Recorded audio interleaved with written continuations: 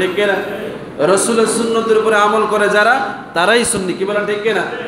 কিন্তু আমরা যারা নিজেদেরকে সুন্নি দাবি করছি, আমরা কাউকে গায়রে সুন্নি বলছি না, বরং বলছি আপনাকেও এই দাবি করতে হবে, আপনাকেও এই সাইনবোর্ড লাগাতে হবে এবং আপনিও এই মতাদর্শের উপরে জিন্দেগি যাপন করতে হবে।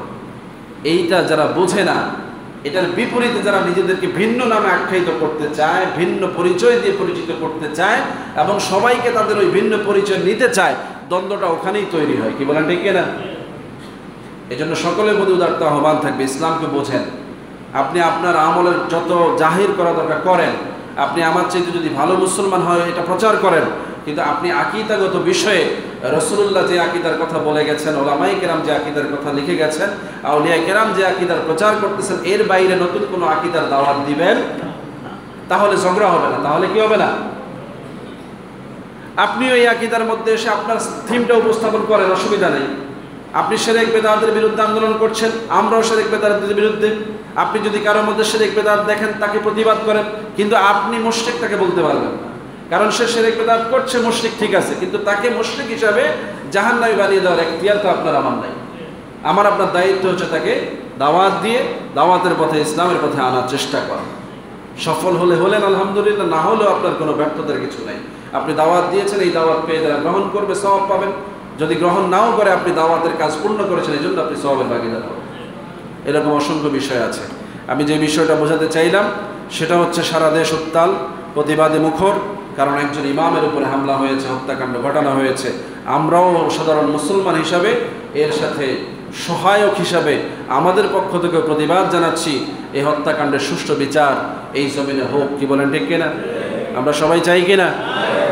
আগামী দিনে আমাদের মিম্বরগুলো নিরাপদ থাকুক, যদিও নিরাপত্তার জন্য গ্যারান্টি দেওয়া যাবে না, কারণ শহীদে মেহরাব হযরত ওমর ইবনুল খাত্তাব রাদিয়াল্লাহু তাআলা আনহু পৃথিবীতে প্রথম মেহরাবের শহীদ, তিনি শহীদ হয়েছেন এই মিম্বরে বসেই। সুতরাং আমরা এর চাইতে বড় কেউ না যে আমাদের শাহাদাত খুব ভালো জায়গায় হবে, বরং এটাই ভালো জায়গা যেখানে নবীর সাহাবী, ইসলামের দ্বিতীয় খলিফা শহীদ হয়েছেন। এখানে যদি কেউ শহীদ হয়ে যায়, এটা তার বিরাট মর্তবা। কি বলেন ঠিক কিনা?